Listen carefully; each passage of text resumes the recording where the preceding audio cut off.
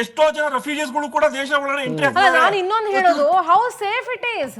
ಎಲ್ಲಿಂದನೋ ಬಂದವರಿಗೆ ನಾವಿಲ್ಲಿ ಮನೆ ಕಟ್ಟಿಸ್ಕೊಡೋದು, ಮನೆ ಮಾಡ್ಕೊಡೋದು. ಅಲ್ಲಿ ಪುಟ್ ಮಕ್ಳಿದ್ದಾರೆ, ಅವ್ರ ಬಗ್ಗೆ ನಮಗೂ ಕನಿಕರ ಇದೆ, ಮಾನವೀಯತೆ ಇದೆ. That is all a different story and a different ಇದು ಅದು. But when it comes to safety of the state ಇದೆಯಲ್ಲ, ರಾಜ್ಯದ ಒಂದು ಸೇಫ್ಟಿಯನ್ನ ಗಮನಿಸಿದಾಗ ಏನೇನೇನೋ ನಡೀತಾ ಇದೆ. ಅದರಲ್ಲೂ ರಾಜಧಾನಿ ಬೆಂಗಳೂರು ಯಾವ ಕಾರಣದಿಂದನೂ ಸೇಫ್ ಅಂತ ಅನ್ಸೋಕೆ ಹೋಗಲ್ಲ, ಬೇರೆ ಬೇರೆ ವಿಚಾರಗಳಿಂದ. ಸೊ ಟೆರರಿಸ್ಟ್ಗಳಿರ್ಬೋದು. ನನ್ನ ಒಂದೇ ನಿಮಿಷ ಮಾತಾಡಿ ಮುಗಿಸ್ಬಿಡ್ತೀನಿ. ಈಗ ತಾವು ಒಂದು ಮನೆಗೆ ಆಧಾರ್ ಕಾರ್ಡ್ ಅನ್ನ ತಾವು ಅದು 100% ಪರ್ಮನೆಂಟ್ ಅಡ್ರೆಸ್ ಅಂತ ತಾವು ಕೊಟ್ಟಾಗ, ಸರ್ಕಾರನೇ ಆಧಾರ್ ಕಾರ್ಡ್ ಕೊಟ್ಟಾಗ, ಈ ಕಡೆ ಬೇರೆಯವ್ರು ಬಂದು ಅದನ್ನ ಯಾವ ರೀತಿ ವೇಕೇಟ್ ಮಾಡೋದು? ಹೌದು. ಸೊ ಇವೆಲ್ಲವೂ ಕೂಡ ಕಾಂಪ್ಲಿಕೇಟೆಡ್. ಮೈನಾರಿಟಿ ವಿಂಗ್ ಅಲ್ಲಿ ಎಷ್ಟೋ ಪಾಲಿಸೀಸ್ಗಳಿದಾವೆ, ಅವ್ರಿಗೆ ಮನೆ ಕಟ್ಕೊಡುವಂಥದ್ದು, ಜಾಗ ಕೊಡುವಂಥದ್ದು, ಎಷ್ಟೋ ಕೆಲಸಗಳಿದಾವೆ. ಮತ್ತೆ ಇವಾಗ ತಾವು ನೋಡ್ಬೋದು, ಮೊದಲು ಕ್ವಾರ್ಟರ್ಸ್ ಅನ್ನ ಕೊಡ್ತಿದ್ರು, ಅಂದ್ರೆ ಮಾಡಿಯ ಮೇಲೆ ಮನೆಗಳನ್ನ ಕೊಡ್ತಾ ಇದ್ರು ಬಡವರಿಗೆ.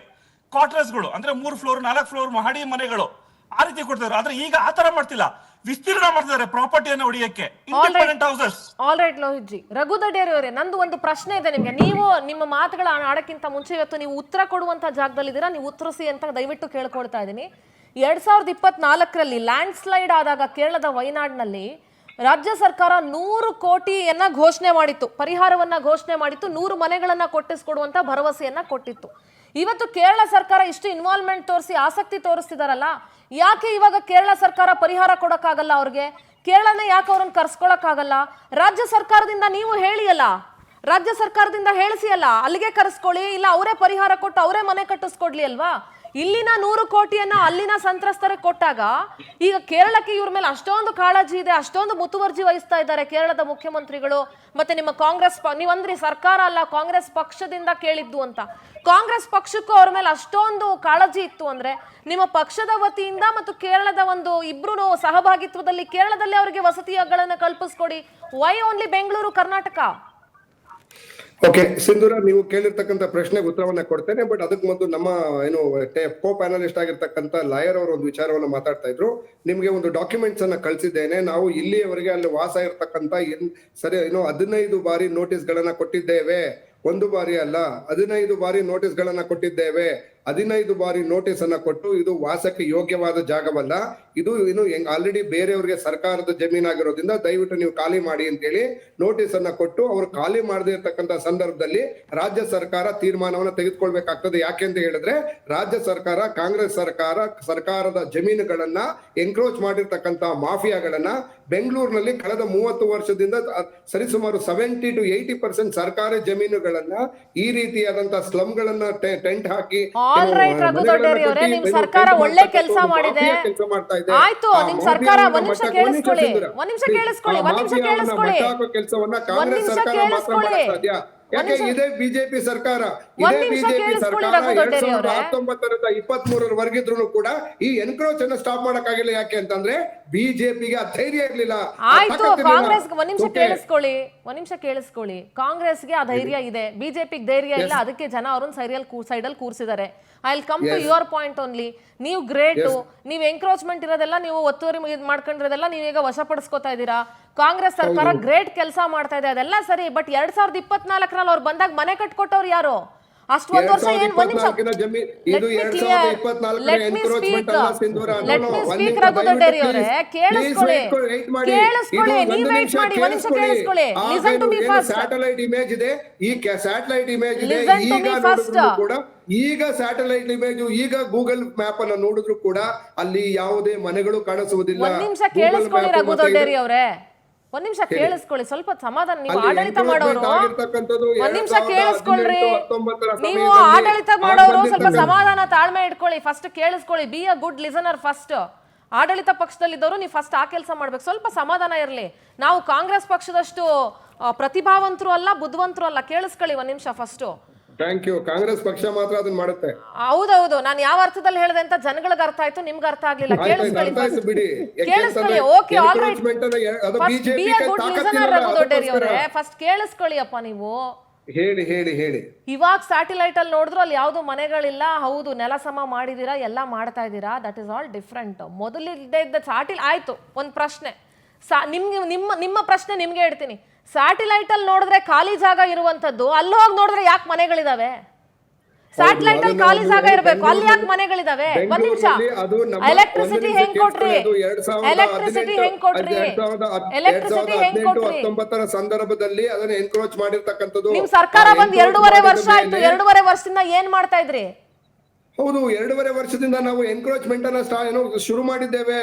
ಏನ್ ಮಾಡ್ತಾ ಇದ್ರಿ 2.5 ವರ್ಷದಿಂದ? 15,000 ಎಕರೆ ಜಮೀನುಗಳನ್ನ ನಾವು ಎನ್ಕ್ರೋಚ್ಮೆಂಟ್ ಅವ್ರಿಗೆ ಎಲೆಕ್ಟ್ರಿಸಿಟಿ ಎಲ್ಲಿಂದ ಬಂತು? ಬಿಜೆಪಿ ಸರ್ಕಾರದ ಅವಧಿಯಲ್ಲಿ ಎಲ್ಲಿಂದ ಬಂತು ಎಲೆಕ್ಟ್ರಿಸಿಟಿ? ಎಲ್ಲಿಂದ ಬಂತು? ವೋಟರ್ ಐಡಿ ಎಲ್ಲಿಂದ ಬಂತು? ಆಧಾರ್ ಕಾರ್ಡ್ ಎಲ್ಲಿಂದ ಬಂತು?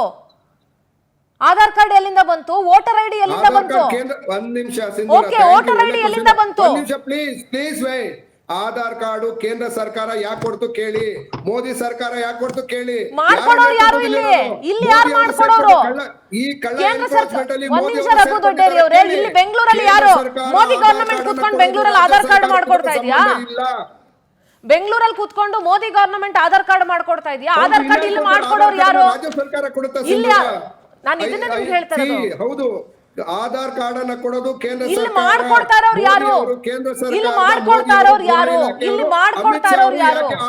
ಇಲ್ಲಿ ಮಾಡ್ಕೊಡ್ತಾ ಇರೋರು ಯಾರು? ವೋಟರ್ ಐಡಿ ಕೊಟ್ಟವ್ರು ಯಾರು? ಎಲೆಕ್ಟ್ರಿಸಿಟಿ ಕೊಟ್ಟವ್ರು ಯಾರು? ನೀರ್ ಕೊಟ್ಟವ್ರು ಯಾರು? ನೀವು ಆಧಾರ್ ಕಾರ್ಡ್ ನಿಮ್ ಕಾಂಗ್ರೆಸ್ ಪಕ್ಷ ದುಡ್ಡು ತಗೊಂಬಂದು ಅಲ್ಲಿ ಮನೆ ತೆರವು ಮಾಡ್ರಿ. ಸರ್ಕಾರದ ದುಡ್ಡು ಯಾಕೆ ಬಳಸ್ತೀರಿ ಅಲ್ಲಿ? ನಾವು ಎಲೆಕ್ಟ್ರಿಸಿಟಿಯನ್ನು ಕೊಟ್ಟಿದ್ದೇವೆ. ಯಾಕೆ ಕೊಟ್ರಿ? ವೋಟರ್ ಐಡಿ ಯಾರು? ಆಧಾರ್ ಕಾರ್ಡ್ ಯಾಕೆ ಕೊಟ್ರಿ ಕೇಳಿ.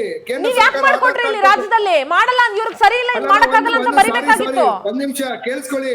ನಾವು ಆಧಾರ್ ಕಾರ್ಡ್ ಕೊಟ್ಟಿದ್ದು ನಾವಲ್ಲ, ಅದೆಲ್ಲ ಬಿಜೆಪಿ 2019ರಿಂದ 23ರ ಒಳಗೆ ಆಗಿರ್ತಕ್ಕಂತ ಮನೆಗಳವು. ಮನೆಗಳು ಆಯ್ತು, ಬಿಜೆಪಿನೇ ಕೊಟ್ರು. ನಿಮ್ಮ ಮಾತನ್ನ ಎಲೆಕ್ಟ್ರಿಸಿಟಿ ನಿಮ್ಗೆ ಕೊಟ್ಟಿರತಕ್ಕಂಥದ್ದು ಅವರೇನೆ, ಆಧಾರ್ ಕಾರ್ಡ್ ಕೊಟ್ಟಿರೋದು ಅವರೇನೆ, ಏನು ವೋಟರ್ ಐಡಿ ಕೊಟ್ಟಿರತಕ್ಕಂಥದ್ದು ಆಯ್ತು, ಬಿಜೆಪಿ ಅವರೇನೆ, ಅವರೇ ರೇಷನ್ ಕಾರ್ಡ್ ಕೊಟ್ರು. ಒಂದ್ ನಿಮಿಷ ಕೊಟ್ಟಿರತಕ್ಕಂಥದ್ದು ಕೇಳಿಸ್ಕೊಳ್ರಿ. ಅವರೇನೆ. ಚೆಕ್ ಮಾಡಿ. ಕೇಳಿಸ್ಕೊಳ್ಳಿ. ಎಲ್ಲರ 2020ರ ರೆಕಾರ್ಡ್ ಡೇಟ್ ಇದೆ. ಅವರಲ್ಲಿರ್ತಕ್ಕಂಥ ರಘು ದೊಡ್ಡೇರಿ ಅವರೇ. ಮತ್ತೆ ಅವರಲ್ಲಿರ್ತಕ್ಕಂಥ ಲಿಸ್ಟ್ ಅಲ್ಲಿ ಕೇಳಿಸ್ಕೊಳ್ಳಿ. 2020ರ ಮಾಹಿತಿ ಇದೆ. ಆಯ್ತು ಆಯ್ತು, ಓಕೆ, ಡನ್. ಕೇಳಿಸ್ಕೊಳ್ಳಿ. ಬಿಜೆಪಿನೇ ಮಾಡ್ಕೊಟ್ಟಿದ್ದು, ಬಿಜೆಪಿನೇ ವೋಟರ್ ಐಡಿ ಕೊಡ್ತು, ಬಿಜೆಪಿನೇ ಆಧಾರ್ ಕಾರ್ಡ್ ಕೊಡ್ತು. ಕೇಳಿಸ್ಕೊಳ್ಳಿ, ಅವರದೆಲ್ಲ ಕೊಟ್ರು. ಹಾಗಾದ್ರೆ ಯಾರ ಎನ್ಕ್ರೋಚ್ಮೆಂಟ್ ಅನ್ನ ಬಿಜೆಪಿ ಎನ್ಕ್ರೋಚ್ಮೆಂಟ್ ಅನ್ನ ನಾವು ಕೇಳಿಸ್ಕೊಳ್ರಿ. ತೆಗೆದುಹಾಕಿದ್ದೇವೆ. ಮಾನವೀಯ ದೃಷ್ಟಿಯಿಂದ ಅವರಿಗೆ ಮನೆಯನ್ನ ಕೊಡಬೇಕು, ಕೇಳಿಸ್ಕೊಳ್ಳಿ ಸ್ವಾಮಿ. ಫಸ್ಟ್ ತೀರ್ಮಾನ ಮಾಡ್ತೇವೆ. ಲಿಸನ್ ಟು ಮೀ, ಕೇಳಿಸ್ಕೊಳ್ಳಿ. ಹಾಗಾದ್ರೆ ಯಾರಿಗೆಲ್ಲ ಆಧಾರ್ ಕಾರ್ಡ್ ಕೊಟ್ಟಿದಾರೋ, ಈಗ ನೀವೇ ಹೇಳಿದ್ರೆ ಅವ್ರಿಗೆ ಕೊಟ್ಟಿದ್ದಾರೆ ಅಂತ, ಅವ್ರು ಕೊಟ್ಮೇಲೆ ನಾವ್ ಎಲೆಕ್ಟ್ರಿಸಿಟಿ ಕೊಡ್ಲೇಬೇಕಲ್ವಾ ಅಂತ ಅಂದ್ರಿ ಅಲ್ವಾ ನೀವು? ಹೌದು, ಕೇಂದ್ರ ಸರ್ಕಾರ ಈ ದೇಶದ ಪ್ರಜೆ ಅಂತ ಹೇಳಿದ್ಮೇಲೆ ನಾವು ಕೊಡಬಾರ್ದಾ? ಹೌದಾ? ಹಾಗಾದ್ರೆ ಕೇಂದ್ರ ಸರ್ಕಾರವನ್ನ ಕಳ್ಳರು ಅಂತ ಯೋಚನೆ ಬ್ಲೇಮ್ ಮಾಡ್ಬೇಕಾ ನಾವು? ಅಂದ್ರೆ ಕೇಂದ್ರ ಸರ್ಕಾರವನ್ನ ನಂಬೋದು ಬೇಡವಾ ನಾವು? ಹೌದಾ? ನಿಮ್ಗೆ ಅಷ್ಟೊಂದು ನಂಬಿಕೆ ಅಲ್ವಾ? ನೀವು ಕೇಂದ್ರ ಸರ್ಕಾರದ ಅಣತಿಯಂತೆ ನಡೆಯೋರಲ್ವಾ ನೀವು? ಮತ್ತೆ ಯಾಕಪ್ಪ ತೆರವು ಮಾಡ್ತಾ ಇದ್ದೀರಾ? ಒಂದು ಸರಿ ಕೇಂದ್ರ ಸರ್ಕಾರವೇ ಈ ದೇಶದ ಪ್ರಜೆ ಅಂತ ಹೇಳಿದ್ಮೇಲೆ ನಾವು ಒಪ್ಕೊಳ್ದೇ ಇರಕ್ಕಾಗ್ತದ? ಹಾಗಾದ್ರೆ ರಿಜೆಕ್ಟ್ ಮಾಡಿ. ಆಯ್ತು, ನೀವು ನಿಷ್ಠಾವಂತರು, ನೀವು ಕಾಂಗ್ರೆಸ್ ಅಲ್ಲಿ ಓಕೆ ಒಪ್ಕೊಂಡ್ರಿ, ಅದೆಲ್ಲ ನಾವು ಒಪ್ಕೊತೀನಿ. ನಿಷ್ಠಾವಂತರಲ್ಲ, ಈ ದೇಶದ ಪ್ರಜೆಗಳು ನಾವು.